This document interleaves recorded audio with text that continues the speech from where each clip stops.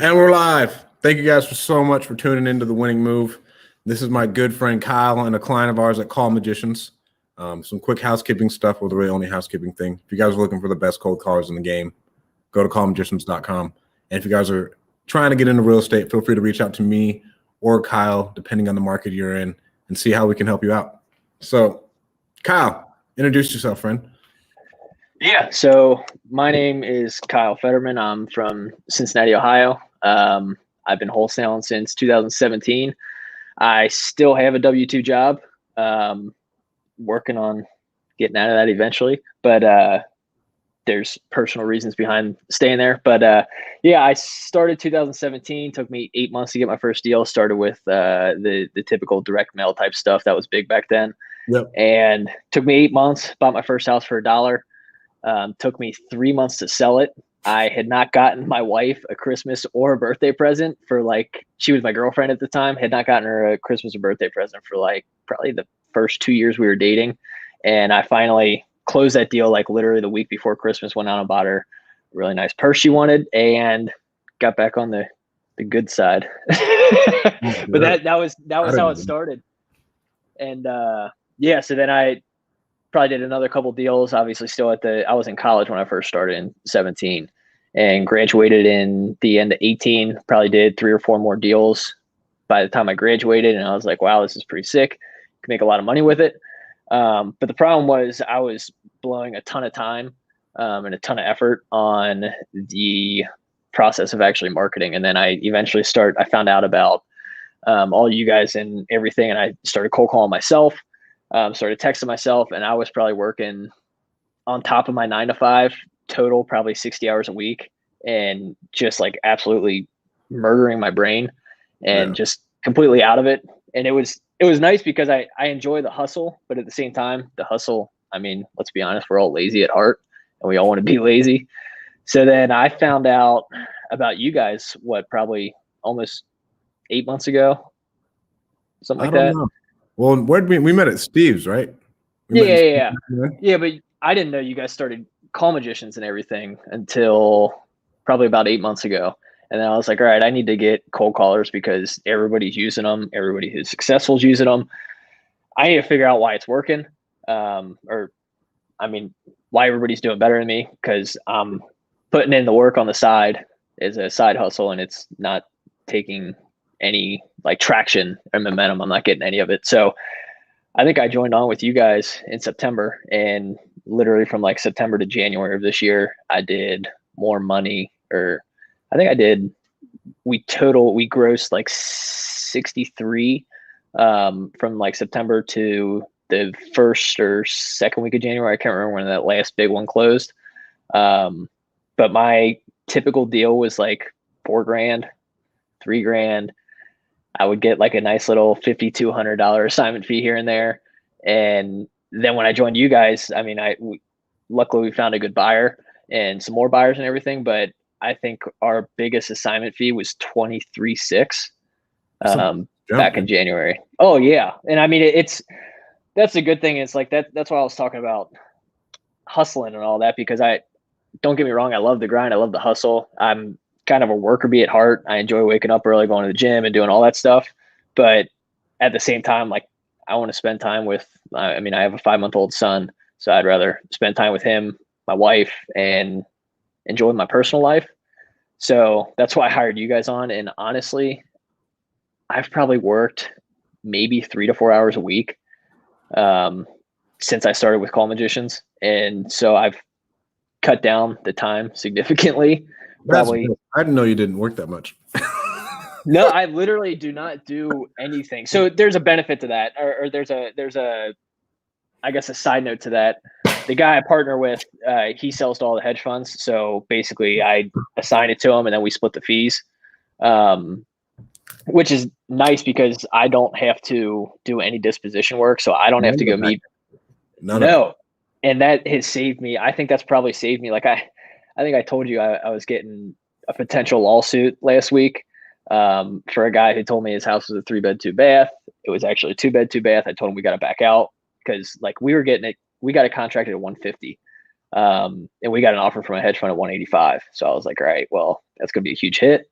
we'll get it done in a couple of weeks. This buyer's huge. And then we walked it. We're like, no, it's a 2-bed. We can't buy this. And he's like, well, I'm going to sue you for specific performance, have the court force you to buy the house, blah, blah, blah. And I'm like, shit. Well, now that we don't have a hedge fund buyer, I got to find a buyer. And I haven't done this in 4 or 5 months.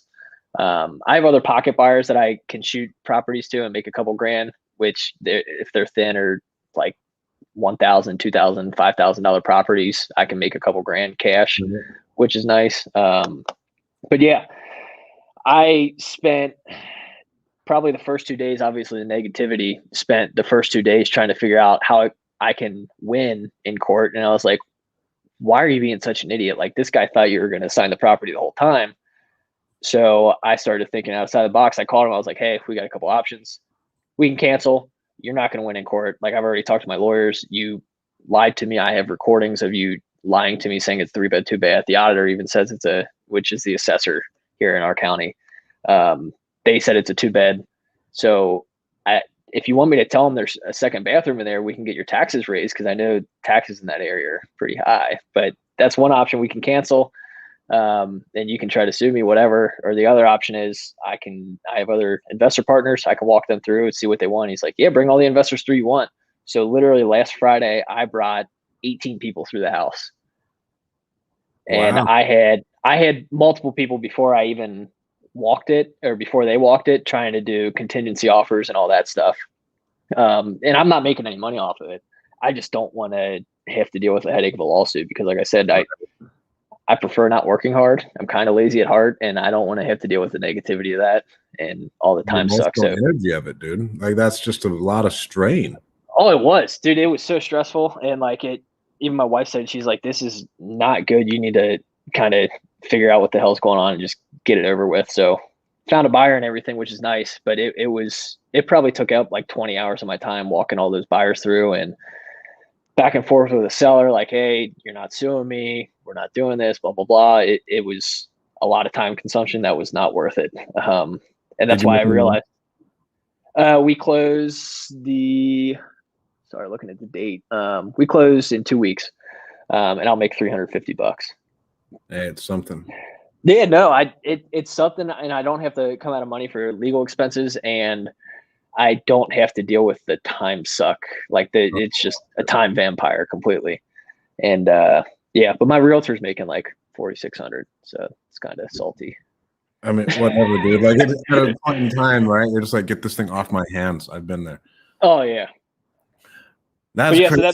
So the past week and a half, I even texted the guy I partner with on all these deals who does all the dispo work. I was like, I am completely blessed to have you in my life, because I hate this freaking dispo stuff. And it's kind of a learning process for me too, because I don't want to do dispo. I don't want to spend the time going to properties, locking them up, figuring out, how do we do this and this, and set them up. And I just send it to him, assign it to him, and we make it work that way. So it just saves a ton of time. And I mean, I probably spent more time in the past week and a half working on that deal that I had a potential lawsuit on than I did in the past 6 months doing dispo work. Wow. So what does your day look like, dude? So it depends on the day, because like we talked before, I got a baby. Thankfully he's sleeping through the night, but since with the 9 to 5 and everything, like I used to wake up, go to the gym right away, come home, work on the 9 to 5 stuff till like 2-ish, and then get all my stuff done on time, and then work on texting and cold calling in the afternoon. But that has shifted with the work from home and all that. So now I literally wake up, roll out of bed, get like 3 or 4 hours of work done for my 9 to 5. And my thought process behind it is I am more productive than anybody else in my position. And I, partly because of entrepreneurship, partly because I have other stuff that I'm trying to do on the side. We have a son, or a baby. When I say son, it sounds like the sun's shining on you. But yeah, so I like to spend my time elsewhere. So I get all my work done in like 4 or 5 hours in the morning, from like 4 a.m. or 5 a.m. till 8 or 9 a.m. when the baby wakes up. And then I'll feed him. My wife gets to sleep in because she works 12 hours as a nurse. So she is saving a ton of, I think the work from home is saving a lot of stress on us. But yeah, and then what's that? So what does your day look like, dude? Like, What was that? What does your day look like? What's that? That's a ton of I get that. That's really nice. Yeah, and it's unreal. So like I'll work till 8 or 9. He wakes up, I feed him, then I go to the gym, which is not opportune to go right when my phone's starting to blow up because everybody else is rolling out of the bed trying to work on deals. But I just shut my phone off for like half hour, 40 minutes, and then I go in the sauna, read 10 pages. I just finished 75 hard. Did you So really? yeah, Fucker. dude, my biggest pain with it was the damn progress picture. Bro, That and 2 times. 2 times I failed in the 50s for the progress picture. oh no, I failed like the third. I think it was week 3. I would always fail. I tried it last year. This time, failed. I think I was on like day 22.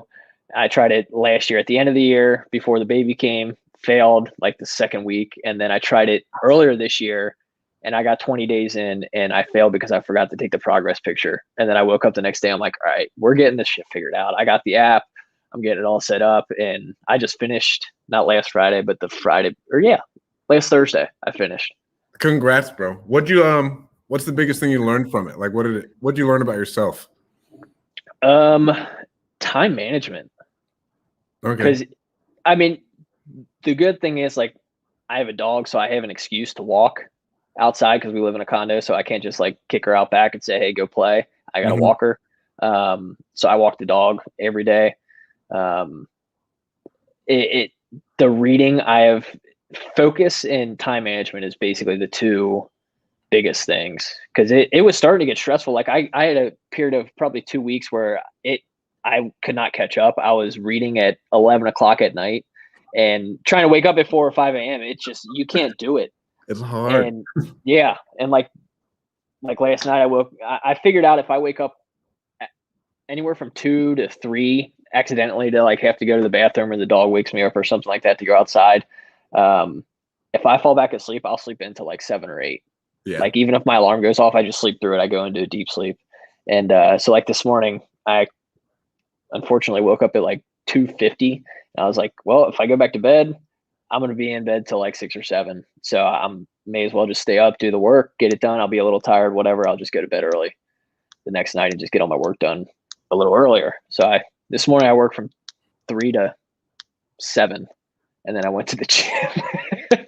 And then I have had all my work done, so I haven't really done much other than kind of checking in on prospecting and checking emails, went to the gym, went and tried to get a contract signed on a house and all that stuff. Well, I mean, you live the ideal life, bro. Well, that was one of the books I read during 75 Hard. It was 4-hour work week with Tim Ferriss. And obviously it's different company setups and stuff. And he has a different mindset. Like he wants to travel all the time. I don't really have any wants or needs to go out of the country other than maybe the Bahamas. Like I don't crave going to Greece or maybe Greece, but like Europe or something. I don't feel the need to go. So yeah, I read that book and I was like, I can make this work, especially with Call Magicians and everything. And I've kind of been making this work, like not working. So like I just check leads every couple hours that have been sent in. And if they're retail, like obviously some of them are, I try to pitch them on creative financing or subject to. And then if they are not retail, then we pretty much get it locked up. We assume 30, 40 grand repairs every house, get it locked up. And then because that's what the hedge fund does. And then we send it to them for a hefty little profit, get an offer probably within 2 or 3 hours, and then set up a time to walk through. Once we get the offer that's above what we're asking or what we're getting it for, and then walk them through. Like the one I visited today, we're walking Monday, getting it for 48, selling for 75. That's not. Is this all with Casey? Yeah, that's pretty dope.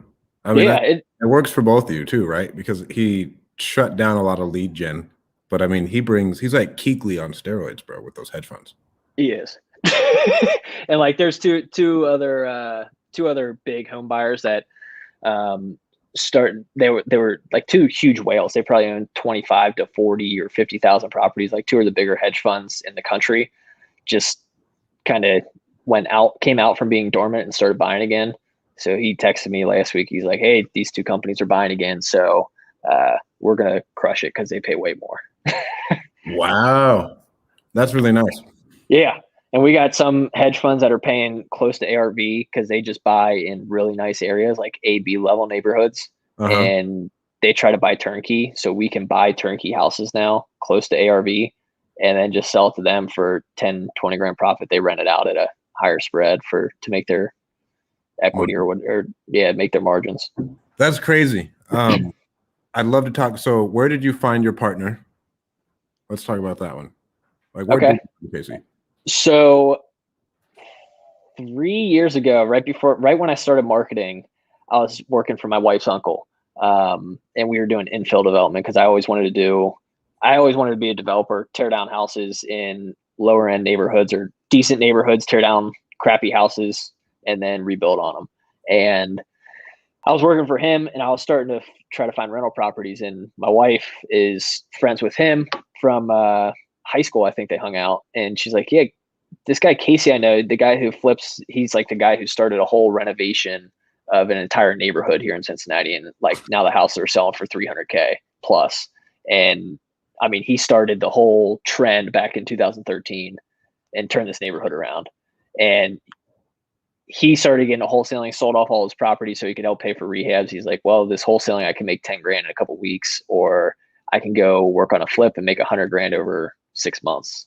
What's the option? So he figured wholesaling is better. He does turnkey type stuff every now and then, I think, but I went and looked at his 5-family. It was a Section 8 house. It was the first house I've ever walked through in my life. Even before I bought the dollar house, I was going to try to finance a Section 8 multifamily. It was for like, I can't remember. I think it grossed like $5,500 a month. He was selling it for like 90 or 100 grand. And I was like, shit, it's a good spread. Right. And I walked in and I was like, all right, I cannot do this. This is disgusting. Cause it wasn't a income opportunity neighborhood. And I mean, it was a cash cow and somebody ended up buying it, I think for 105, he said. But that's how I met him. And then probably 8 months down the road in 2019, he posted something on Instagram or Facebook and my wife saw it and she's like, hey, if you got any deals, send this Casey guy. Like, I'll give you his number. And so I sent him one and he's like, yeah, that's not a deal. And I was like, fuck, how do I make money? Cause I was still in the churn and burn. Like, yep. I would get one house under contract and I'm like, all right, cool. I'm going to make $5 grand. I'm going to chill. I got a full-time job. I can chill. I'm going to stop marketing. So I would stop marketing. And then I met up with Casey. I think I sold 4 deals and one of my big buyers sold me a deal that I sold Casey that he sold somebody else. And this was before doing all the hedge fund stuff. Like, he did work with hedge funds, but it wasn't as much. Uh-huh. And, so we had like 4 people in that transaction and we all made like $5 grand. And I was like, shit, this is kind of nice. And then me and Casey actually kind of fell off the deep end. He was working with 2 other college kids. And disaster. Yeah, that turned out to be a disaster. I'm not going to paint any bad picture of people, but if you're in the Cincinnati market, I know who they are. They're blacklisted from me selling to them because they go behind people's backs and stuff like that. And they're college kids and they made a ton of money and just, I don't know. I don't know the whole story, but that's just what I've heard is some people screwed some people over and didn't turn out well. And then Casey called me probably, I think it was like 2 weeks after I started with you guys. And he's like, hey bro, you got any deals? Like, here's the story. Here's what happened. I lost all my VAs. I lost this. We need to restart from ground zero. So I kind of helped get him CRM stuff started, and turns out he didn't like the CRM that I sent him. So he canceled that and used a different one. And then I actually joined on with the CRM he uses, which is Pipedrive. It's just easier. You can see a whole pipeline of all the deals you're working and kind of just drag them along, kind of like Trello. Okay. I mean, yeah, like, because you want it to be that simple. I don't know. At a point in time, I just feel like I have so much nonsense. I need a little bit more. Right when you start getting tons of leads, I just want stuff that can be organized faster. Yeah, I agree to an extent. Like, I have, if I'm looking at it right now, you have like a new lead that's imported, and then I have call 1, call 2, call 3, and then long-term follow-up.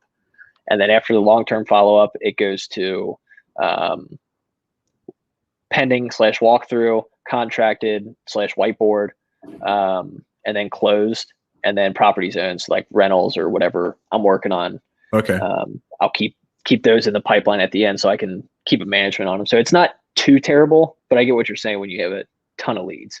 Right. I just Thankfully, want more organized. At least that's how it works in my head. no, I get it. And I just couldn't deal with Podio. I didn't like the whole, and I didn't have the paid version. I had the free version. So that might be a difference also, but I didn't like how I had to click and then go into another app next to it and click on that and then create something. And then I had to like somehow figure out like the person's phone number or their address, even though I was working on the deal, I couldn't remember it because it was just on the last screen. Yeah. And yeah. So I was getting pissed about that. I was like, all right, it might be the free version, but whatever, I'll just use Pipedrive. But yeah, so that's how I got connected with Casey. He asked me if we got a couple deals in the works, and I was like, yeah, I just hired a cold calling company. I got like 4 leads in right now. They're a little higher than my buyers want to pay. If you think the hedge funds will be able to do it, and he's like, yeah, that one you got for 80, we can probably sell it like high 90s or low hundreds. And I was like, ooh, wasn't going to make anything. And then I think we bought it 80, sold it at 96 or 98. And I made my first like 7K. And I was like, all right, sold. It was like 2 weeks. They walk it, take a couple pictures. Right. They're a lot easier to work with, aren't they? Because they walk it, take pictures, looks good. Peace. Like, we'll close in 2 weeks. It doesn't matter. Yeah. And they send you an offer.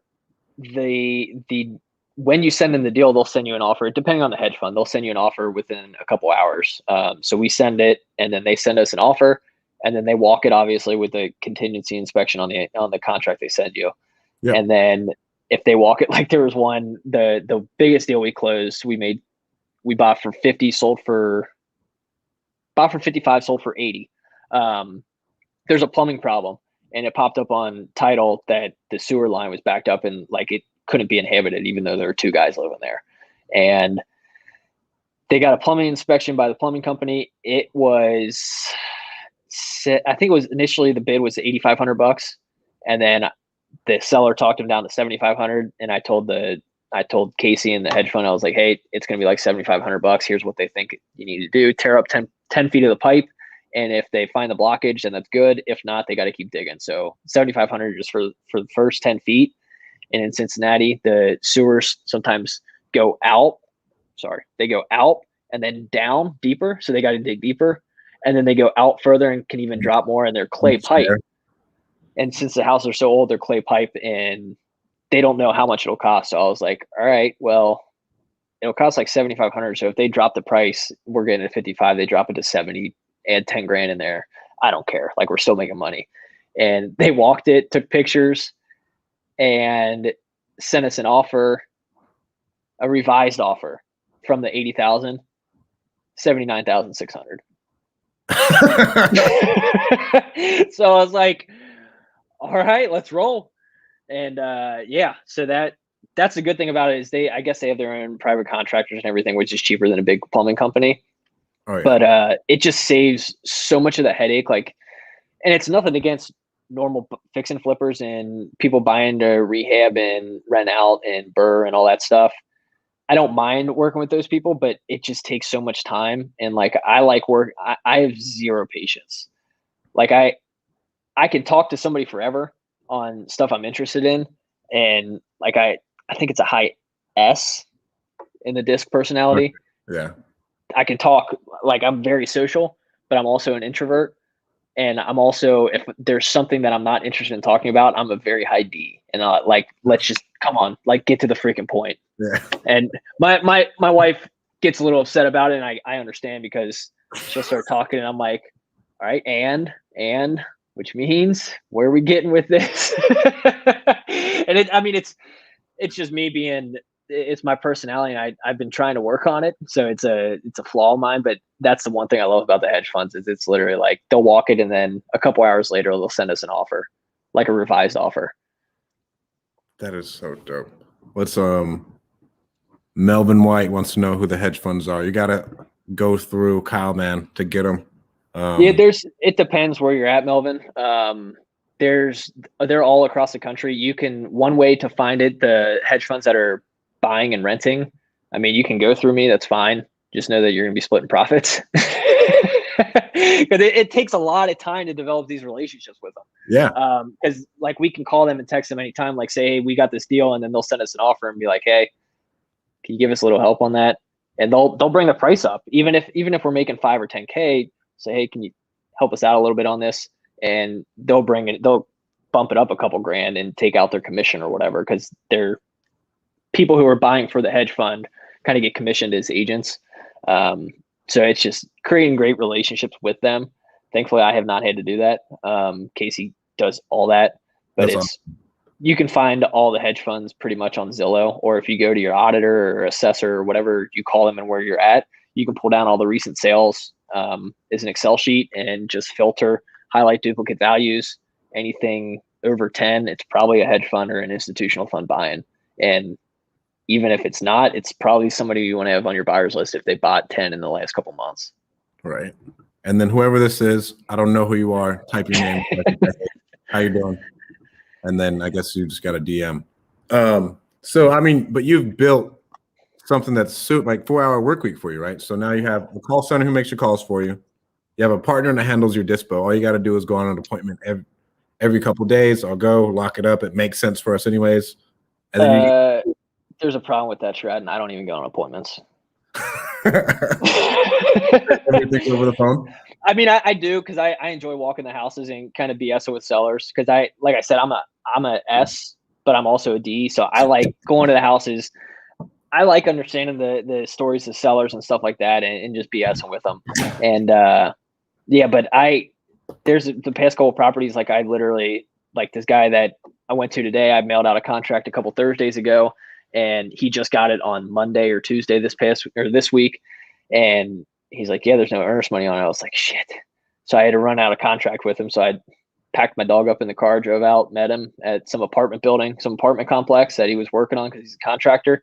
And he's like, well, where's your $500 check for the earnest money? I was like, well, we haven't even inspected the property yet, so I don't know if we're going to buy it. He's like, all right, well, we'll just walk it on Monday. So we're walking it on Monday. We're getting that one for 48, selling for 75. So it's did that one come from us or no? Yes, I believe it did. No. Funny story. There's a guy that came from you guys that I was going to buy a duplex in a different city north of here, and he already had it contracted with another lady, and she just kept chewing time. And I was like, look, I mean, if she's a cash buyer and you say she is, why? And there's no reason she shouldn't know the repairs, and there's no reason why she shouldn't have closed. Like, it's been a month and a half. Is there anything I can do to help? And he's like, no. She said, give me till Tuesday. And I was like, all right, I'll call you back on Tuesday or Wednesday. Called him back. He's like, yeah, she finally closed today. But thank you so much for the help, blah, blah, blah. I actually have a buddy who wants to sell his duplex on such and such avenue. I can't tell you guys yet, but wants to sell his duplex on over in this area. And I was like, all right. He's like, actually, he's calling now. Let me 3-way you in. So he 3-wayed us, and then he was just working, and I was talking to the guy that we're buying this duplex from, and we were just talking about the property, asking him a couple questions, got his number, and then kind of started down that road. So I mean, I'll probably still pay Jamark a commission for it because he created the relationship, but Cool. Yeah, that's the cool thing about like the cold callers and everything. And in the United States, like $100 to us is like, I mean, I could go buy. I spend that much money on Starbucks in a month. So right, a week or a month, like depending on who you have to take to Starbucks. Yeah, thankfully I just go every morning by myself. I don't take anybody, but but yeah, no, I spend that every single month easily, and I mean, it's $100, and it changes their lives in the Philippines or Egypt or wherever they're calling from. Egypt. Yeah. So that's one cool thing about it. Yeah. And let's do we'll do a deal recap about the biggest deal you did with us. And then bro, your life is pretty legit though. You've got to figure it out. You really trust me, I don't. I promise I don't. I still got a job. You work for 3 hours a day. You have a wholesale company, like, okay, I may work an hour today, possibly. And then you don't even have to, all you have to do is get it locked up. and then you have an entire dispo section partner. Like that's there's goods and bads to it. Like at the one side, I could say, hey, I could be making double the amount of money that I'm making, but at the same time, I'm like, I don't spend any time on it. So it's kind of a blessing in disguise. Like people are always like, yeah, but you're giving up 50%. I'm like, cool. I don't have to deal with the bullshit. Like you don't have to go find them either, dude. Like it's a real thing. Deal with all that bullshit, having to go find them, a relationship, because there is going to be a time where you got to haggle with a hedge fund. And then that's a pain in the ass where you got to haggle with the buyer. And these buyers are paying way more than any of your buyers. You know what I'm saying? Yeah. Like yeah. And I have a buyer that might buy, he'll buy it and then he'll buy it with a loan and I'll just assign it to him and his bank doesn't care about paying assignment fees. Like his mortgage guy's cool. So he'll pay a little more and he'll live in it and rehab it for a couple months and then flip it. And he just pops from property to property and he'll pay, he paid one, probably 85% of ARV one time. But I mean, there's hedge funds that are paying 75 to 85 all day. And it's crazy. Cause I'm like, I guess if you guys hate money, go for it. But if it works in your numbers, then whatever. Right. If it works in their buy box. Yeah. And I know. And it's crazy. It's just, I mean, there's the one hedge fund is like, yeah, we're trying to buy a deal a day. So send us it. And I'm like, if I can get a deal a day, then let's roll. But it's not as easy as it sounds. It takes a little bit of time to get rolling. But once you catch that momentum, man, that's the one thing I learned from, it was Darren Hardy's book. I can't even remember the name of it right now. Yeah. Compound effect. Like once you catch the momentum, it is just insane. And like stuff that made you like so uncomfortable probably 8 months ago. I'm getting a call from my boss, 4-hour work week, right? Once you get stuff you're uncomfortable from like 3 months ago, it's not as uncomfortable anymore once you start getting the momentum and stuff and you've already figured out those problems. Oh yeah. And are you still in Steve's mastermind? Yeah. Oh yeah. And how big has Steve's mastermind been for you? It has been a tremendous impact just because the sales training is unbelievable. And I haven't even like, that's what I got on a call with Steve and he's like, hey man, you haven't really been on the calls. Why are you, what's going on? Like, you okay? You still want to be in the group? And I'm like, yeah, like I've listened to the recorded calls, but I just haven't, cause they're at 5 o'clock our time. Cause you guys are West Coast. So I'm like, I just haven't had a chance because it's literally right when I get done with the day. I pick my son up, I spend a little time with him. So sometimes I'll be able to hop on, but a lot of times I'm not if he's not napping or something, or I'm not making dinner for my wife and I. So that's the only thing that sucks. And I haven't even implemented 100% of the sales training. And it just certain terms and lingos that they teach just makes a tremendous impact because it's not just trying to get commission breath and puke all over the seller. It's actually asking them questions that make them think. Yeah, it makes them think and makes them sell themselves. Right. And then how much creative financing are you doing? Because I know you're in Pace's group too, and I've heard Pace's group is amazing. Yeah, Pace's group is unreal. Also, like honestly, a little too overkill with the amount of stuff he has. So I have to kind of filter through what I'm paying attention to because you don't want to get the start the what do we were talking about it yesterday, the success zombie. Where you just start buying all these courses and all this stuff and you just can't wait to learn the next thing, but the next big thing's right in front of you. Like you just need to do the work. Yeah. And like Pace's group is unreal. The documents is basically what I paid for and kind of some of the ways he pitches people. And it's helped a ton. Like I'm usually assigning all my subject to stuff, but right now it's hedge funds are paying so much. We don't even need to do subject to. It's not even worth me trying to focus on it. Mm-hmm. But otherwise I just assign it. I have one rental that I bought creative finance, like zero down, zero interest. I think I got a check for $90 at closing. I cash flow $213 a month after tax and insurance. Tenants stopped paying me in March. They didn't pay March and then didn't pay April. They're paying back April now, but they just rehabbed like the entire house. So hey, it's a benefit in itself, I guess. I got lucky because I didn't want to go borrow the 15 or 20 grand on a second mortgage from my money guy and have to take a second mortgage out or something like that and do the rehab and stuff. So they moved in and they didn't pay for a couple months. They're paying it back now. I told them just take the month free, whatever. Like, you guys did a ton of work to the property. That's fine. Put like new appliances, new counters, painted the cabinets, painted all the walls, took all the wallpaper, peeled the old orange 1970 shed carpet out, refinished the hardwood, tile floors. A lot of crazy stuff they're doing. Why don't would you just sell it to them on a note then, I'm guessing? They want to buy it. I'm considering it, but I mean he was getting cash offers at 40 grand. I told him I'd give him 53 if he let me take over, subject to take over his $33,000 mortgage. Uh-huh. He's like, well, my lawyer's taking forever to get back to me. So I'll just pay off the 33 and I'll just give you a mortgage for the 53. And I was like, well, if you're giving me a mortgage, I'd like to pay you a little more. So I made that mistake. I told him I'd pay him 63 instead of 53, even though he was comfortable with 53. So I got a 10-year balloon at 63. Pay him $247 a month principal only payment. So I pay down probably 29 grand total, or I pay down 33 grand or something like that over the next 10 years. And then I owe 29 as a balloon. I thought balloons were for clowns. They are 5 years and less. I'll take a 10-year balloon any day because this property is probably worth 70 or 80 as is. And they just rehabbed a lot of it. And even if I put 20 grand into it and still rented it out, I could rent it out for 400 extra a month than what I am now. Oh, wow. So yeah, it's only rented at like 675. It can probably rent right around 1,000. Oh yeah, that's a no-brainer. No.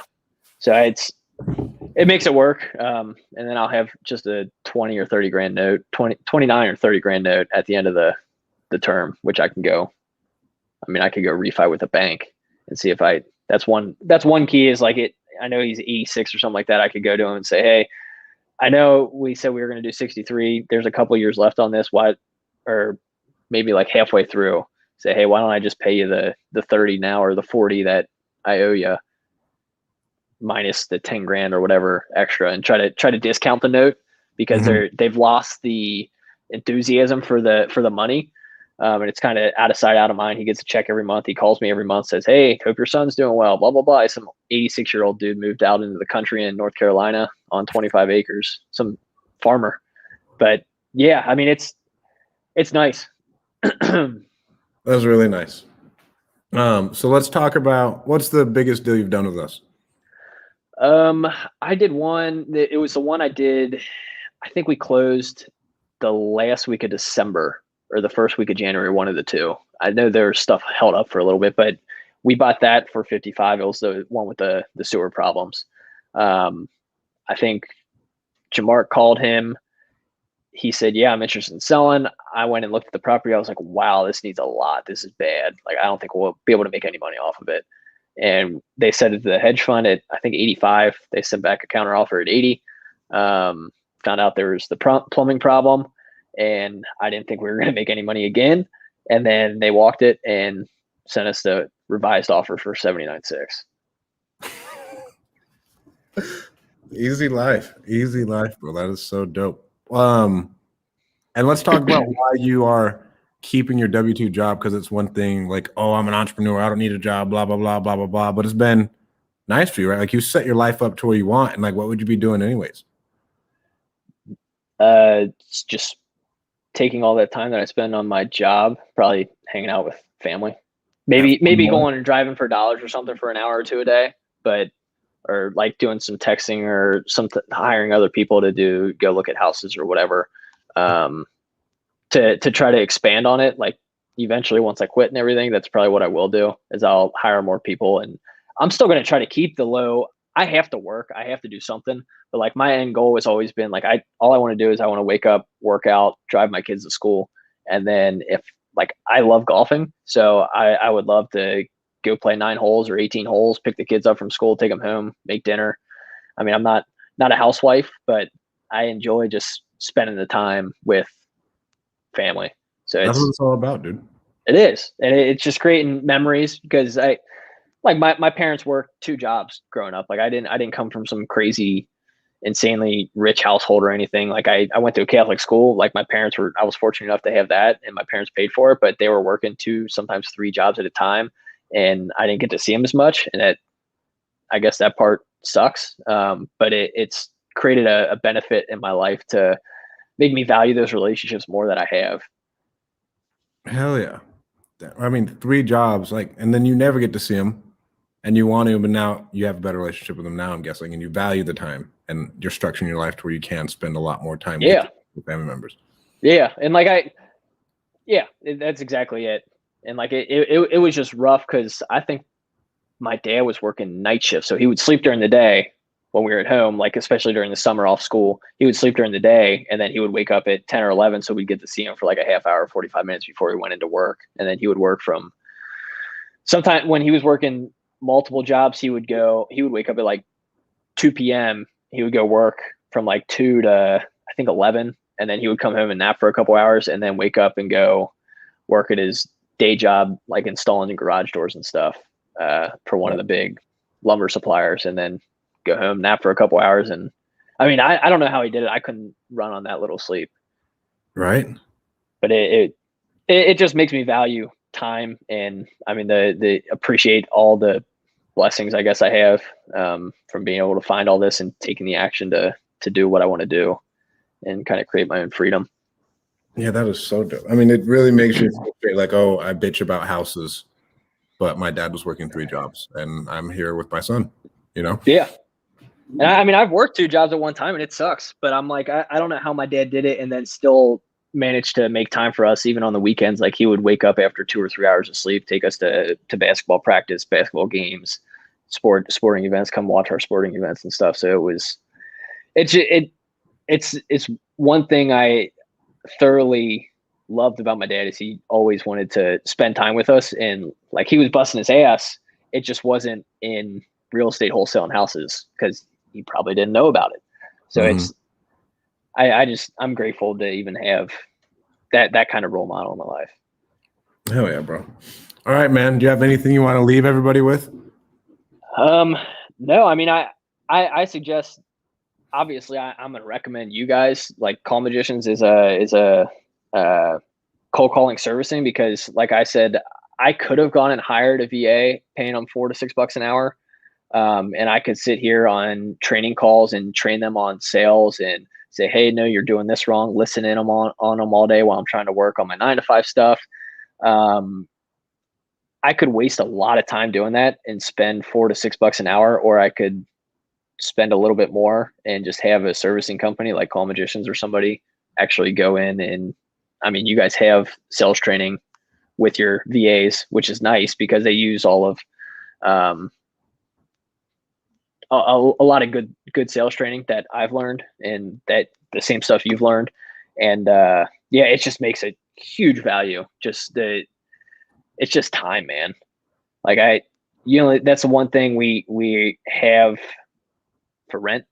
Like everything else is for rent in this life, and the one thing you own is your time. So somebody told me that last week, and I was like, wow, that actually makes sense, because everything else you can't take it with you when you die. All you can leave back is the experiences you left with your family. And even that, if you don't leave big enough ones, then your great grandkids won't even know who the hell you were.